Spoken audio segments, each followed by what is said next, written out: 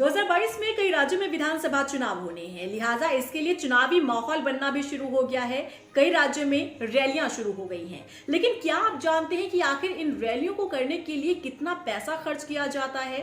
नहीं तो चलिए आज हम आपको ब्यौरा देते हैं नेताजी के चुनावी खर्च का। दरअसल चुनाव आयोग की ओर से हर उम्मीदवार के लिए चुनावी खर्च की सीमा तय की जाती है।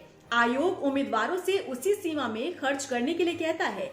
हालांकि राजनीतिक पार्टियों के लिए खर्च की कोई सीमा नहीं है। तो सबसे पहले बात कर लेते हैं लोकसभा चुनाव की। अगर लोकसभा चुनाव होते हैं और इसमें प्रचार प्रसार होता है तो उसमें कितना खर्च किया जाता है? लोकसभा चुनाव में एक उम्मीदवार अपने क्षेत्र में प्रचार के लिए 50 से 70 लाख रुपए खर्च कर सकता है।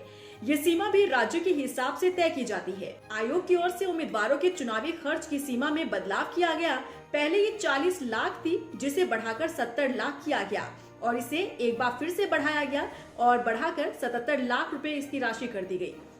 चुनाव आयोग के नियम के मुताबिक उम्मीदवार को चुनावी खर्च करने के लिए एक अकाउंट खुलवाना होता है, जिसके माध्यम से ही उम्मीदवारों को खर्चा भी करना होता है। वहीं 20,000 से ज्यादा का खर्च का भुगतान चेक से करना पड़ता है। वही बात अगर विधानसभा चुनाव की करें तो इसके लिए राशि अलग रखी जाती है।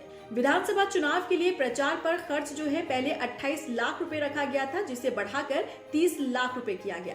दरअसल एक उम्मीदवार चुनाव प्रचार के लिए लगभग 30 से 35 रैलियां करता है। एक नॉर्मल रैली के लिए ये खर्च लगभग 20 से 30 हजार रुपए होता है। ऐसे में अगर एक प्रत्याशी 20 नॉर्मल रैली करता है तो केवल रैलियों का खर्च ही 10 लाख रुपए हो जाता है।